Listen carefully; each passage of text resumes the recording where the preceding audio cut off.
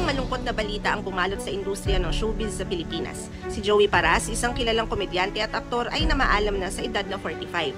Ang kanyang pagyao ay kinumpirma ng kanyang pamangkin sa pamamagitan ng Facebook post kung saan sinabi niyang hindi na nakayanan ng puso ng kanyang tito ang muling bumangon. Si Paras ay kilalang kilala sa kanyang mga naiambag sa teatro at pelikula.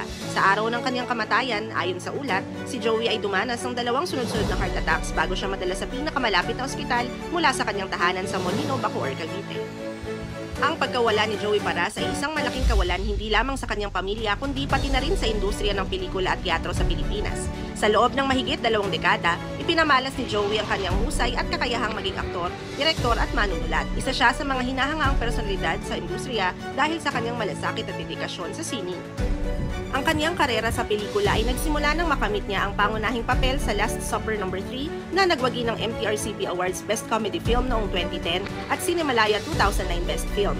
Hindi rin matatawaran ang kanyang papel sa pelikulang Begikang Ang Nanay Kong Becky noong 2013 na nagpakita ng kanyang kakayahan na patawanin at paiyakin ang kanyang mga manonood. Sa telebisyon, kilala siya sa mga programang Sunday Binasaya, Igib, Ang Kaibigan ni Imaginary F at The House Arrest. Bukod sa pelikula at telebisyon, kilala rin si Joey sa kanyang mga kontribusyon sa teatro. Sa katunayan, noong 2013 ay itinuring na isang makulay na taon para kay Joey dahil sa kanyang mga papel sa entablado.